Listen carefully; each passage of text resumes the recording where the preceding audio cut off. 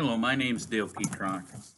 I set out over the last several weeks to kind of test the new TAC 22 red box compared to the data I'd collected on it in my with the old TAC 22 in the black box.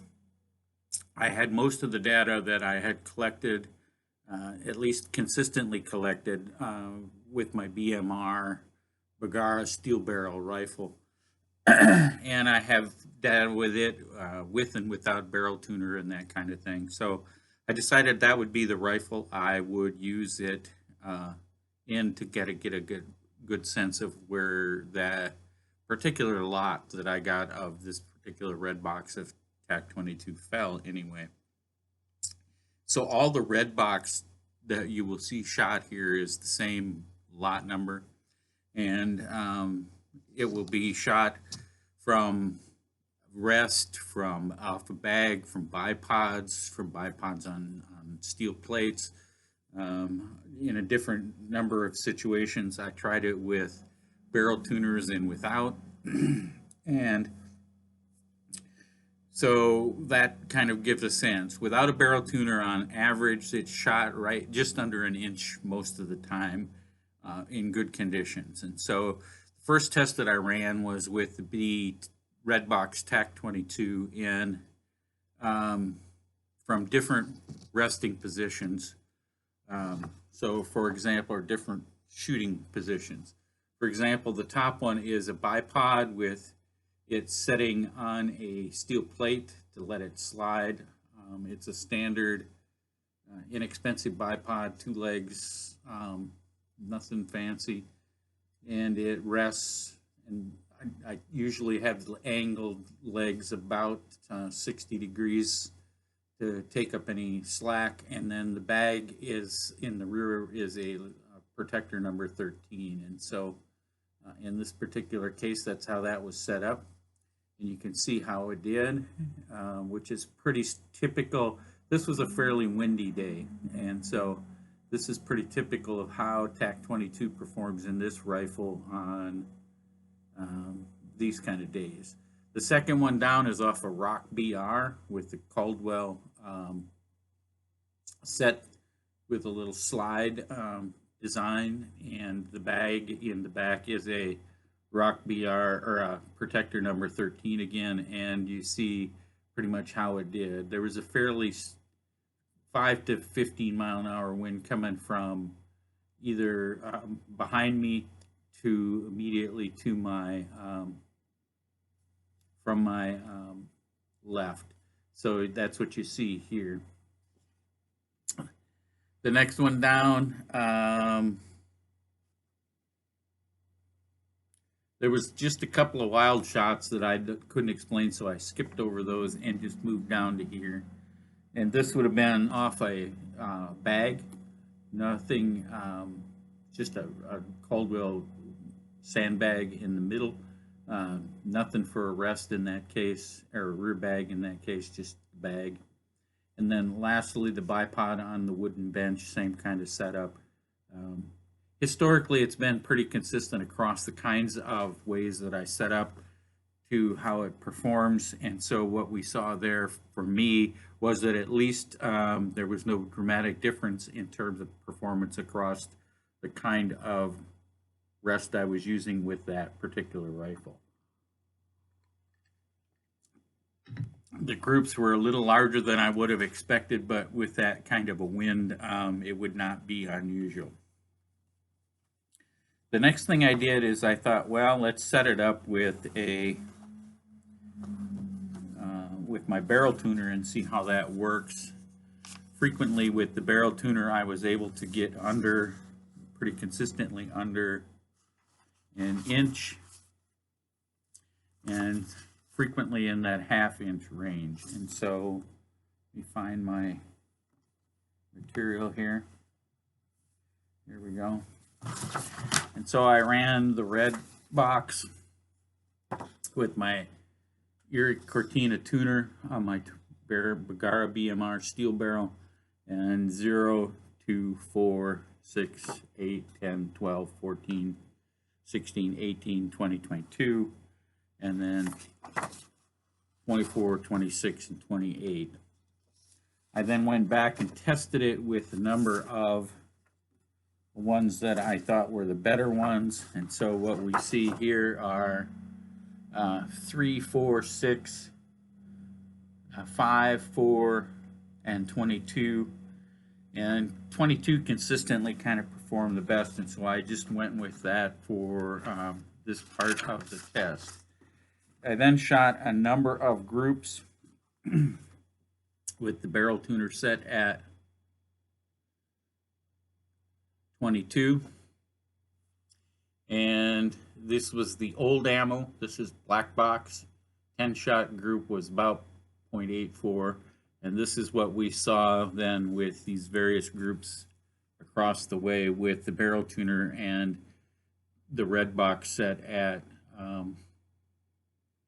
22.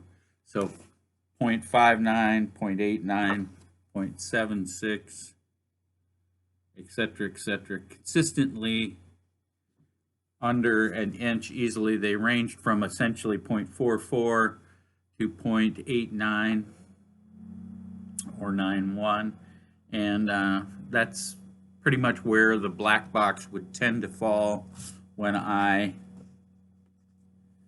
would use a barrel tuner.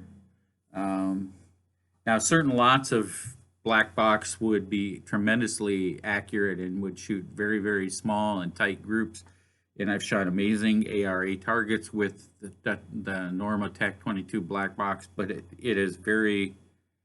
has historically for me in that rifle been very lot dependent, and so some lots shoot great and other lots are not so good. So today I went out and shot 3 ARA targets at 50 yards, of course, to get a sense of how it performed. Usual scores are in the 15 to 1900 range with the black box. This particular lot of red box Tac 22, the wind was about 0 to 6 coming from behind me to from 3 o'clock roughly. So that's what you see here. The first target had the least amount of wind and the best score. It was 1750. And I'll have the shooting video of that particular target, or targets, these ARA targets, at the end of this particular sequence. Note that in this particular case, this target, when you see it shot, only the top half will show. I had several folks just kind of stop and talk to me today, and I simply forgot to move the camera after one of the conversations, and so that's what we see here. The second one, I decided to try and play a little with to see even if I could predict what was going on, and it shot a 1570. I played a little with the scope as I went along trying to fine-tune things. It didn't obviously help. The third one, I wanted to see if it was a matter of a pattern, like if the barrel was heating up in a certain way and moving in a certain direction, that perhaps that's what we had going on. And that's the worst target of the day. That was a 1210, and quite honestly, that would not be representative of how it did. It represents how I couldn't find a pattern out of it. I mean, for example, I shot this group, getting things kind of warmed up, and then immediately shot this first one, and why it went here, I have no idea. But because it was consistently high across a couple of these, I decided to try changing the scope to see if there was a pattern, and again, I just made it worse. So the first one with the 1750 stock is probably fairly representative of how it performs on overall. What you'll note in the scores is that their sums of columns are range from 450 to 275, and mean, it shoots fairly well, but it just randomly does these things that I can't tell you why. And it throws an occasional flyer that is dramatically out of place. You see that again with the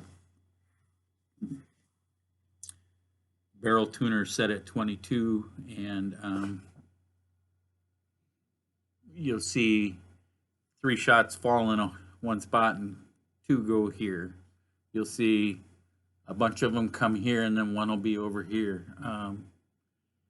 4 in that hole, 1 there. That's a fairly typical pattern for this red box 22 ammo, and it's fairly consistent with my experience with the black box ammo. So I'm not seeing that there's much of a change in terms of performance with it.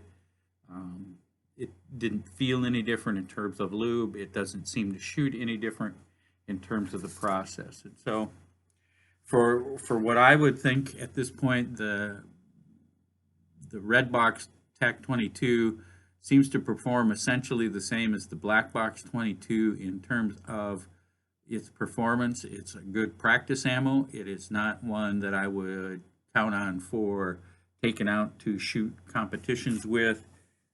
It would work well for hunting situations. As you can see, it's certainly minute of squirrel, but that won't get you much more than a 17 or 1800 on a good day with an ARA target, for example. So it depends on what you want to use it for. It has some real benefits. It's consistent, it's inexpensive, relatively speaking, and shoots reasonably well. It's a great practice ammo, but is not what I would think of as competition ammo for this rifle and this particular situation. Now, you're going to hit certain lots, I would expect, like with the black box, that are going to be fantastic, but otherwise you're not going to have that same experience across lots, and every time you change lots, it's going to be a different story. That's my experience with it thus far, and certainly as I collect more information and data, I may change my mind, but right now that's kind of where I'm seeing it. I'm sure others are shooting it, and I'm sure others are letting folks know what they think of it as well, and make comments below if you want. Thanks. Bye.